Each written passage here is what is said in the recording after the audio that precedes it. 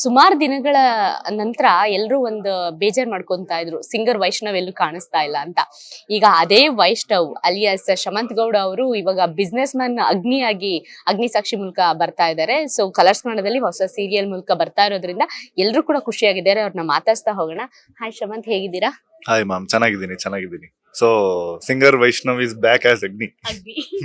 ಹೆಂಗೆ ಅಲ್ಲಿಂದ ಇಲ್ಲಿಗೆ ಬಿಸ್ನೆಸ್ ಮ್ಯಾನ್ ಆಗ್ಬಿಟ್ರಲ್ಲ ಅಂತ? ಅಂದ್ರೆ ನಮ್ಗೆ ಸ್ಟೋರಿ ಏನ್ ಡಿಮ್ಯಾಂಡ್ ಮಾಡುತ್ತೆ ನಾವು ಕೂಡ ಹಂಗೆ ಚೇಂಜ್ ಆಗ್ಬೇಕಲ್ವಾ. ಸೊ ಅದಕ್ಕೆ ಈ ತರದ್ದೆಲ್ಲ. ಓಕೆ, ನಮ್ಗೆ ಅಗ್ನಿ ಸಾಕ್ಷಿ ಅಂದಿದ ತಕ್ಷಣ ಆ ಹಿಸ್ಟ್ರಿನ ಅಳಿಸೋದಕ್ಕೆ ಆಗಲ್ಲ. ನಿಮ್ಗೆ ಅಗ್ನಿ ಸಾಕ್ಷಿ ಅಂದಿದ ತಕ್ಷಣ ಏನ್ ನೆನಪಾಗುತ್ತೆ? ಅಗ್ನಿ ಸಾಕ್ಷಿ ಅಂದ ತಕ್ಷಣ ನನಗೆ ನೆನಪಾಗೋದೇನಂದ್ರೆ, ಐ ಥಿಂಕ್ 8-8:30 ಆದ್ರೂ ನಾವು ರೋಡಲ್ಲಿ ನಡ್ಕೊಂಡು ಹೋಗ್ಬೇಕಾರೆ ಎಲ್ಲಾರ ಮನೆಯಿಂದನೂ ಅದೇ ಒಂದ್ 2 ಸೆಕೆಂಡ್ ಡಿಲೇ ಬರ್ತಾ ಇತ್ತು ಆ ಟೈಟಲ್ ಟ್ರ್ಯಾಕ್ ಅದು ಇದು ಆಗ್ಲಿ. ಸೊ ನಮಗೂ ಅದೇ ಟೈಟಲ್ ಅಂದಿದ ತಕ್ಷಣ ನಮ್ಗೆ ಮೈನ್ ರೆಸ್ಪಾನ್ಸಿಬಿಲಿಟಿ ತುಂಬಾ ಇದೆ ಇದರಲ್ಲಿ. ಸೊ ಆಕ್ಟಿಂಗ್ ವೈಸ್ ಆಗ್ಲಿ, ಪ್ರಾಜೆಕ್ಟ್ ವೈಸ್ ಆಗ್ಲಿ, ಸೊ ಆ ಒಂದು ರೆಸ್ಪಾನ್ಸಿಬಿಲಿಟಿ ಜಾಸ್ತಿ ಆಯ್ತಲ್ಲ ಅನ್ನೋದೊಂದು ಬಂತು ತಲೆಗೆ ಟೈಟಲ್ ಕೇಳಿದ ತಕ್ಷಣ. ಈ ನಿಮ್ಮ ಹತ್ರ ಈ ಕತೆ ಬಂದಾಗ, ನೀವೇ ಅಗ್ನಿ ಆಗ್ಬೇಕು ಅಂತ ಬಂದಾಗ, ಬ್ರೋ ಅದೇ ಟೈಟ್ಲು ಯಾಕೆ ಅಂತ ಏನಾದ್ರು ಡೌಟ್ ಪಟ್ರ, ನೀವು ಕ್ವಶನ್ ಕೇಳಿದ್ರ? ಇಲ್ಲ, ಇದು ಚಾನೆಲ್ ಅವರು ಅದೇ ನೇಮ್ ಇಟ್ಟಿದ್ದಾರೆ ಅಂಡ್ ಅದೇ ಟೈಟಲ್ ಚೂಸ್ ಮಾಡಿದ್ದಾರೆ ಅಂದ್ರೆ ಏನೋ ಒಂದು ಸ್ಟ್ರಾಟಜಿ ಇರುತ್ತೆ. ಸೊ ಅವ್ರಿಗೂ ಒಂದು ರಿಪೋರ್ಟ್ ಇರುತ್ತೆ. ಸೊ ಈ ತರದ್ ವರ್ಕ್ ಆಗುತ್ತೆ, ಈ ತರದ್ ವರ್ಕ್ ಆಗಲ್ಲ ಅನ್ನೋದು. ಸೊ ಆ ಒಂದು ಇಂಟೆನ್ಷನ್ ಇಂದಾನೆ ಒಂದು ಒಳ್ಳೆ ಡಿಸಿಷನ್ ತಗೊಂಡು ಮಾಡ್ತಾ ಇರ್ತಾರೆ ಇದು. ಈ ಲಕ್ಷ್ಮೀ ಬಾರಮ್ಮ ಸೀರಿಯಲ್ ಬಗ್ಗೆ ತುಂಬಾ ಹೋಪ್ ಇತ್ತು, ಇನ್ನೂ ಒಂದಷ್ಟು ಶೋ ಹೋಗುತ್ತೆ ಅಂತ. ಯಾಕಂದ್ರೆ ನಿಮ್ಮ ಅತ್ತಿಗೆ ಅಣ್ಣನ ಕತೆ ಇನ್ನೂ ನಡೀತಾನೆ ಇದೆ, ಭಾಗ್ಯಲಕ್ಷ್ಮಿ. ಸೊ ನೀವು ಲಕ್ಷ್ಮೀ ಬಾರಮ್ಮ ಮುಗ್ದಾದ್ಮೇಲೆ ಏನ್ ಮಾಡ್ತಿದ್ರಿ ಅಂತ ಇಷ್ಟು ಗ್ಯಾಪ್ ಅಲ್ಲಿ? ಲಕ್ಷ್ಮೀ ಬಾರಮ್ಮ ಮುಗ್ದಾದ್ಮೇಲೆ ನಾನು ಹೈದರಾಬಾದ್ ಅಲ್ಲಿ ಇದ್ದೆ ಒಂದೂವರೆ ವರ್ಷ. ಅಲ್ಲೊಂದು ಪ್ರಾಜೆಕ್ಟ್ ನಡೀತಾ ಇತ್ತು. ಸೊ ಅಲ್ಲಿ ಮಾಡ್ತಾ ಇದ್ದೆ. ಅದಾದ್ಮೇಲೆ ನಮ್ಮ ಸಿನಿಮಾನು ಸ್ಟಾರ್ಟ್ ಆಗಿತ್ತು. ಸೊ ಈಗ ಒಂದು ಲಾಸ್ಟ್ 4-5 ಮಂತ್ಸ್ ಇಂದ ಸಿನಿಮಾ ಶೂಟ್ ಅಲ್ಲಿ ಬಿಸಿ ಇದ್ದೀನಿ.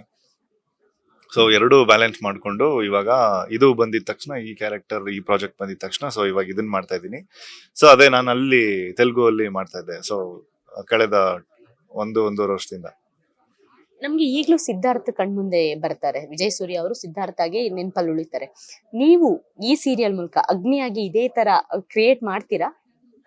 ಹಾ ಮ್ಯಾಮ್, ಖಂಡಿತ. ಯಾಕಂದ್ರೆ ಟೆಲಿಕಾಸ್ಟ್ ಆದ್ಮೇಲೆ ಎಲ್ಲರಿಗೂ ಅದು ಫೀಲ್ ಆಗುತ್ತೆ 100%. ಅಂಡ್ ಮುಂದೆ ಬರೋ ಎಪಿಸೋಡ್ಸ್ ಅಲ್ಲೆಲ್ಲೂ ಆ ಒಂದು ಇಂಪ್ಯಾಕ್ಟ್ ಇರುತ್ತೆ. ಸೊ ಇವನು ಕ್ಯಾರೆಕ್ಟರು, ಸೊ ಅಂದ್ರೆ ಕಂಪೇರ್ ಮಾಡಕ್ ಆಗಲ್ಲ. ಸೊ ಬಿಕಾಸ್ ಅವ್ರದೇ ಬೇರೆ, ನಮ್ ಸ್ಟೋರಿನೇ ಬೇರೆ. ಎಲ್ಲರೂ ಅನ್ಕೊಂಡಿದ್ದಾರೆ ಅಂದ್ರೆ ಇದು ಸೀಸನ್ 2ನಾ ಅಂತ. ಸೊ ಆ ಎಲ್ಲಾ ಡೌಟ್ಸ್ ಕ್ಲಿಯರ್ ಆಗುತ್ತೆ ಬಂದ್ಮೇಲೆ.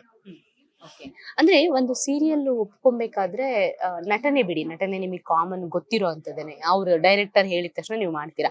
ಬಟ್ ಬೇರೆ ಪ್ರಿಪ್ರೇಷನ್ ತುಂಬಾ ಮುಖ್ಯ. ಈಗ ನಿಮ್ಮ ಲುಕ್ ವೈಸ್ ಆಗಿರಬಹುದು, ಅದಕ್ಕೆ ಬೇಕಾದಂತ ಬಿಯರ್ಡ್ ಇರಬಹುದು, ಹೇರ್ ಸ್ಟೈಲ್ ಇರಬಹುದು, ಕಾಸ್ಟ್ಯೂಮ್ಸ್ ಇರಬಹುದು, ಇದೆಲ್ಲ ಪ್ರಿಪ್ರೇಷನ್ ಬೇಕಾಗುತ್ತೆ. ಇದಕ್ಕೆ ಎಷ್ಟು ಟೈಮ್ ತಗೊಂಡ್ರಿ, ಏನೆಲ್ಲ ಪ್ರಿಪ್ರೇಷನ್ ಮಾಡ್ಕೊಂಡ್ರಿ? ಒಂದು ನಮ್ಮ ಸಿನಿಮಾಗೆ ಅಂತ ನಾನು ಸ್ವಲ್ಪ ಗಡ್ಡ ಮತ್ತೆ ಕೂದಲು ಎಲ್ಲ ಸ್ವಲ್ಪ ಚೇಂಜ್ ಮಾಡ್ಕೊಂಡಿದ್ದೆ. ಸೊ ಅದೇ ಟೈಮ್ಗೆನೆ ಇದು ಬಂದಿದ್ರಿಂದ ನಾನು ಫಸ್ಟ್ ಹೇಳಿದ್ದೇ ಇದೆ, ಸರ್ ಗಡ್ಡ ಸ್ವಲ್ಪ ಬೇರೆ ಸೀರಿಯಲ್ ಗಿಂತ ಸ್ವಲ್ಪ ಜಾಸ್ತಿ ಇದೆ ಗಡ್ಡ. ಸೊ ಇದು ಓಕೆನಾ ನಿಮ್ಗೆ ಅಂತ, ನಮ್ಗೆ ಇದ್ದೇ ಬೇಕು ಅಂತ ಅಂದ್ರು.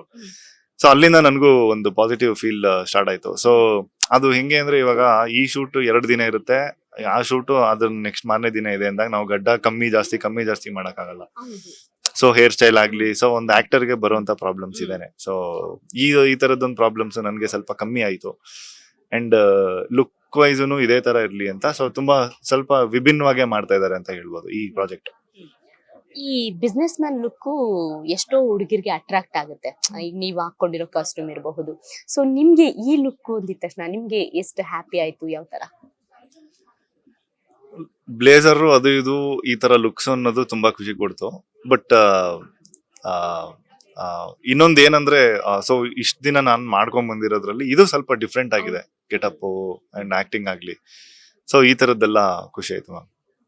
ಅಂದ್ರೆ ಈ ಸೀರಿಯಲ್ ಗಳಿಗೆ ಓನ್ ಕಾಸ್ಟ್ಯೂಮೇ ಜಾಸ್ತಿ ಇರೋದು. ಸೊ ನೀವು ಬ್ಲೇಸರು ಸೂಟ್ ಎಲ್ಲ ಎಷ್ಟು ಜೊತೆ ಹೊಲಿಸಿದೀರಾ ಅಂತ? ಮ್ಯಾಮ್ ಈಗ ಸದ್ಯಕ್ಕೆ ಒಂದು 10ರಿಂದ 12 ಇದೆ. ಸೊ ಅದು ರಿಪೀಟ್ ಮಾಡಕ್ ಆಗಲ್ಲ. ಸೊ ಅದೇ ಮುಂದಕ್ಕೆ ಮ್ಯಾಮ್ ಅದು ಹೆಂಗೆ ಹೇಳಿ ಕ್ಯಾಮ್ರಾ ಮುಂದೆ ಸೊ ಎಷ್ಟಾಯ್ತು ಅಂತ. ಸೊ ಅದೇ ಒಂದೊಂದು ಪ್ರೈಸ್ ಇದೆ ಮ್ಯಾಮ್. ಸೊ ನಾವು ಮತ್ತೆ ಏನು ಯೂಸ್ ಮಾಡಕ್ ಆಗಲ್ವಲ್ಲ. ಸೊ ಅದಕ್ಕೆ ಒಂದು ಮೀಡಿಯಂ ರೇಂಜ್ ಅಲ್ಲೇ ತಗೊಂಡಿದ್ದೀನಿ. ಯಾರಿಗಾರು ಕೊಡ್ತೀನಿ, ಇಲ್ಲ ಬೇರೆ ಒಂದು ಇವಾಗ ಒಂದು ಯಾವ್ದೋ ಒಂದು ಆಪ್ ಇದೆ. ಸೊ ಆಪ್ ಅಲ್ಲಿ ಮಾರ್ತೀನಿ. ಇಲ್ಲ ಅಂದ್ರೆ ಅದನ್ನ ನೋಡಿ ಈ ಸೀರಿಯಲ್ ಅಲ್ಲಿ ಹಾಕಿರೋದು ಅಂತ ಒಂದು ಪ್ರಮೋಷನ್ ಮಾಡಿ ಯಾರಿಗಾರು ಕೊಡ್ತೀನಿ ಅಷ್ಟೇ. ಅಂದ್ರೆ ಈಗ ನೆಕ್ಸ್ಟ್ ನಿಮ್ಮ ಕಾಸ್ಟ್ಯೂಮ್ ಏನಾಗುತ್ತೆ ಅಂದ್ರೆ ಅಗ್ನಿ ಕಾಸ್ಟ್ಯೂಮ್ ಬೇಕು ಅಂತಂದ್ರೆ ಕಾಂಟ್ಯಾಕ್ಟ್ ಮಾಡಿ ಅನ್ನಂಗಾಗುತ್ತೆ. ಅಂದ್ರೆ ಈಗ ಕೆಲವೊಂದು ಔಟ್ಫಿಟ್ಸ್ ಮತ್ತೆ ಫಿಲಮ್ಸ್ ಅಲ್ಲೆಲ್ಲ ಯೂಸ್ ಮಾಡಿರೋ ಕಾರ್ ಎಲ್ಲ ಮಾರ್ತಾರಲ್ಲ, ಸೊ ಆತರ ನೋಡೋಣ, ಆದ್ರೆ ಮಾಡೋಣ, ಇಲ್ಲ ಅಂದ್ರೆ ಇಟ್ಕೊಳ್ಳೋಣ ಒಂದ್ ಮೆಮೊರಿಗೆ ಅಂತ ಅಷ್ಟೇ. ಸೊ ಈ ಸೀರಿಯಲ್ ಇಂದ ಮತ್ತೆ ಕಮ್ ಬ್ಯಾಕ್ ಆಗ್ತಾ ಇದ್ದೀರಾ, ನಿಮ್ ಬಗ್ಗೆ ತುಂಬಾ ನಿರೀಕ್ಷೆಗಳಿದೆ ನಿಮ್ಮ ಅಭಿಮಾನಿಗಳಿಗೆ. ಅಗ್ನಿ ಏನು ಲಕ್ಷ್ಮೀ ವರ್ಮ ಸೀರಿಯಲ್ ಅಲ್ಲಿ ಸಿಂಗರ್ ಆಗಿ ಸಾಫ್ಟ್ ಆಗಿ ಕಂಡಂತವ್ರು ಅಗ್ನಿ ಸಾಕ್ಷಿ ಸೀರಿಯಲ್ ಅಲ್ಲಿ ಖಡಕ್ ಆಗಿ ಕಾಣಿಸ್ತಾ ಇದ್ದೀರಾ, ಅದ್ರ ಬಗ್ಗೆ ಹೇಳಿ.